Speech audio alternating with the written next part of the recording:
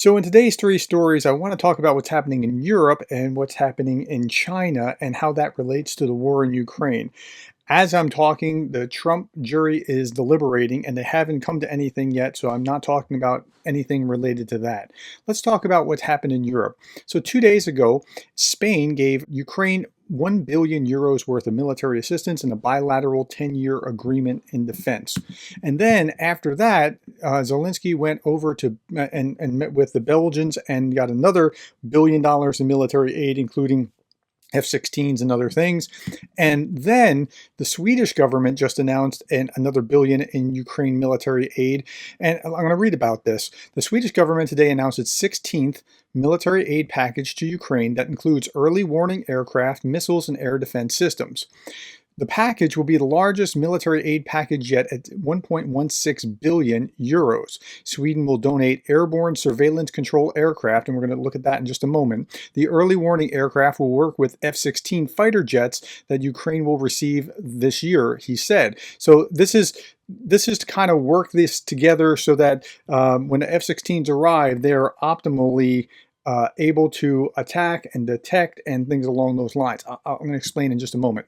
The donation will entail a temporary decrease in Sweden's defense capability, which will be addressed by procuring additional S-106 Globi aircraft and advancing previous orders for 2 new Globi aircraft. Sweden will also purchase new armored vehicles and missiles to replace the donated ones, the ministry said. Since the beginning of the Russian invasion, Sweden has provided 43.5 billion krona, that is 3.8 billion euros, to Ukraine. So they're pulling some weight. It also allows Ukraine to use those weapons on Russian soil, and they're joining the growing chorus, the French, the British, the Swedes, I think the Latvians. So they're all saying, yes, you can use it, and that pressure is building and building. I don't think it'll be that long before the U.S. comes around. I hope it won't be that long. So this is the aircraft, the ASC-890, Early Warning and Control Aircraft. And so it has this funny look because it has this radar system on top. These technologies on the aircraft mean that the radar's ability to distinguish between objects and ships is better than that of traditional radar. So you can tell friend or foe more easily. It's very similar to the Western, it could come from Boeing. It could be this one is a British AWAC, or the A-50s that we got familiar with in January when one of these was shot down in Ukraine. Okay, next, second big story, China's role in Ukraine. And I want to get into this because we don't talk about it a whole lot. Like, are the Chinese actually supporting the Russians? Are they really neutral? What's going on? Are they unlimited friends, or what is it? Okay, so this is from the New York Times. Russia's ability to carry out these attacks is in some ways surprising. War is expensive. Russia's economy is limited by steep sanctions from some of the richest countries in the world. Yet, Moscow has managed to keep paying for its war machine. Well, the question is, how have they done it? Okay, U.S. officials are pointing to China.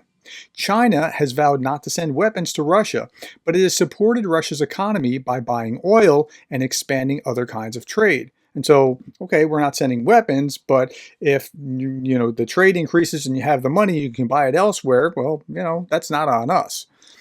Russia uses the revenue from that trade to manufacture weapons. It has also bought parts for these weapons from China, according to U.S. officials. Last year, Russia got 90% of its microelectronic imports from China, using them for missiles, tanks, and planes. So they're still getting stuff, and we're starting to try to figure out how to clamp down and provide sanctions that are going to stop that. Now, China doesn't how am I going to put this? It's not ideologically pro-Russia. It is ideologically anti-West, but they're a little suspicious of Russia, but they like that Russia's doing what they're doing to kind of thumb their nose at the West. Okay, of course, Washington and its allies have also provided support, including actual weapons to Ukraine.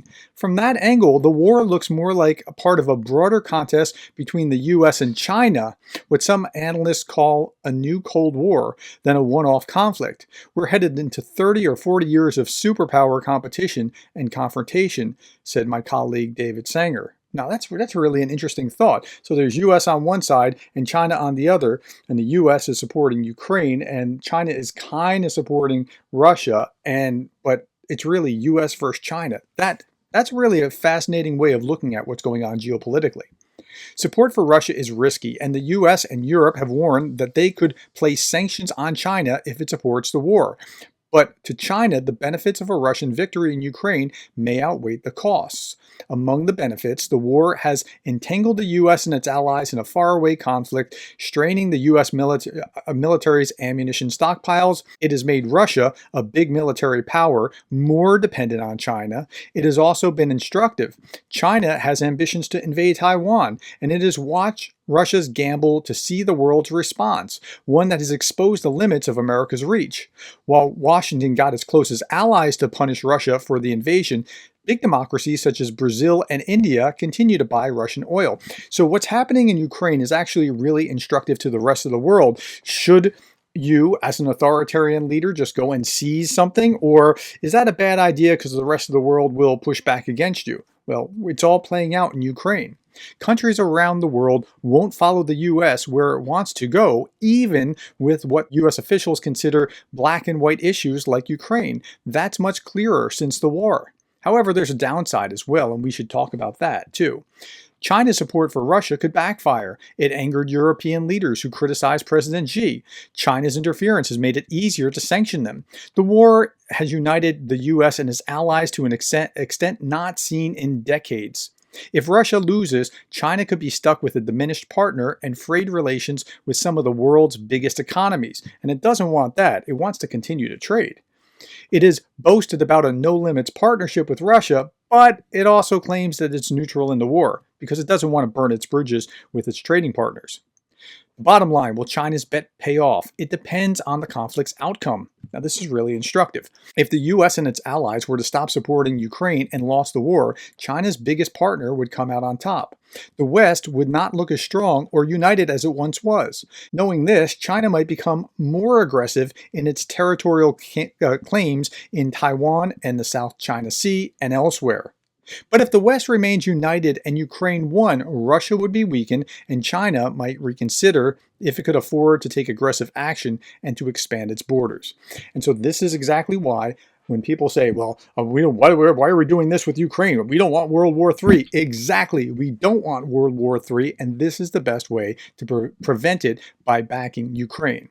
Incidentally, here's a diagram that Jay and Kiev posted about the axis of evil. Here's Russia. They send this military technology and jets and things to Iran, and they get Shahed drones in return. They send oil to China, and they get parts in return. They send weapons to North Korea and missile technologies, and they get their own missile technologies in return. Some that go to China. There are parts going back to North Korea. There's all kinds of connections here.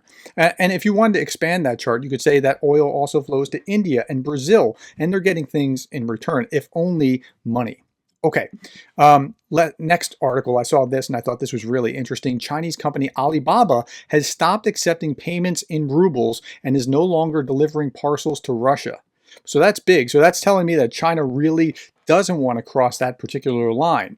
Okay, here's the actual article translated from Commercant. Alibaba returns payments to Chinese. Alibaba has tightened the conditions for Russian business. The company has stopped accepting rubles and does not allow delivery to the Russian Federation. This was reported by Telegram channels. The information was confirmed by Commercant FM's interlocutors in the market. They promised to return the money that the companies had already transferred from China.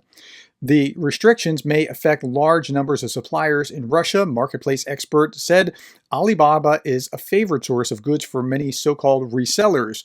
These are the wholesale market stores, sellers on marketplaces. Payments from Russian cards no longer go through, with the exception of some banks, but most likely Alibaba will simply return this money in a few days. So that's telling me that China understands and they want to back off. They're trying to thread this needle very carefully. Okay, now some of you who have been around for some time know that I try to be very fair to everyone. I try to be very polite. Reasons why I'm polite to waiters, well, because I realize they're human beings trying to make a living, not my servants. But I think you can expand this to reasons why you should be polite to everyone. They're human beings made in the image of God just like you. And so be kind to them, be respectful. Now, a couple of days ago, I got a criticism from someone saying, he's laughing at these soldiers who are dying. No, I'm not doing any sort of thing like that. But when I see a soldier like this, I feel sad for him in this condition, and like my heart goes out until I realize that these people are no longer with us because they were shopping at the supermarket or the hypermarket. It's like a Home Depot or a Lowe's, and were blown up by the Russians because they're waging this unnecessary war in Ukraine. And so my feelings for this guy and people like him are mitigated by my feelings for the innocent victims. And then really, if you want to see me get upset, it's when I'm dealing with the purveyors of misinformation, the propagandists. That's when and I'm very careful in what I say. I don't say he's a jerk or he's an idiot, but I do shred the arguments, and I do that fairly regularly. But otherwise, you should be nice to everybody. That's just a better way of living life, and I would highly advise that.